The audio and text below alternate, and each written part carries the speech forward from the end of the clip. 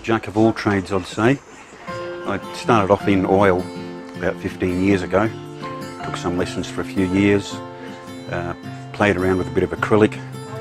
Then a couple of years ago I discovered resin.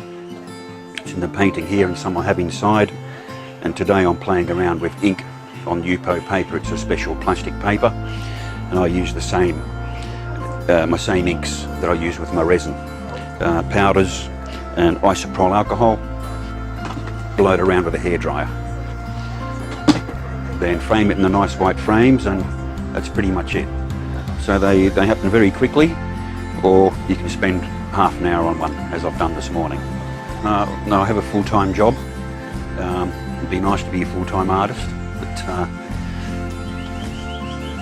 it'd be a tough gig, I think. But yes, it'd be great to be a full-time artist. Getting yourself out there.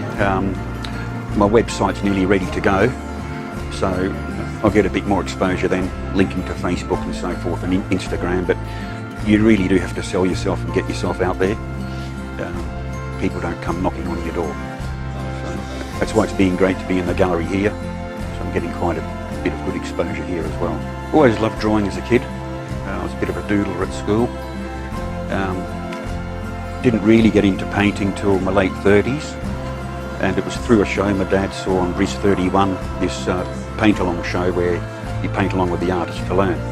So I tried that for about a year or so, and then it was just by coincidence when I moved house at my new train station, there was an art shop there with art classes. So that's where I went and learnt oil painting. So that's where I learnt a lot about colour mixing and techniques. So I started off doing some landscapes and some studies on my favourite artists. So that's basically what got me into it. It was just through watching that show that gave me the kickstart to try there. But I've always loved drawing and loved art all my life. But no, these are fun. They're reasonably easy to do, but you've still got to keep your mind on composition and your colours. It still has to work. So it's a bit of, it's a lot more controlled than it appears. It's the same with the resin. You still have to keep in mind. I've sold a few here, which has been great. I brought some down late last year. Things were a bit slow for a little while, but I've sold 3 in the last couple of months, 3 resin pieces and 1 ink piece, which has just been fantastic. So it's been great to be here.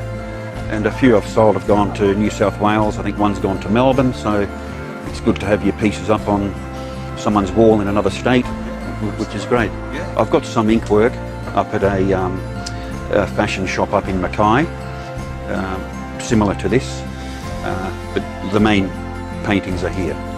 So it's just resin I have here and ink. I don't have any oil paintings here at this stage. I guess it's a funny thing with selling and buying art. I don't know if that many people really buy art. It always seems an expensive thing to buy at the time, yet when you think of it, it's for the rest of your life, a piece of art that lasts forever.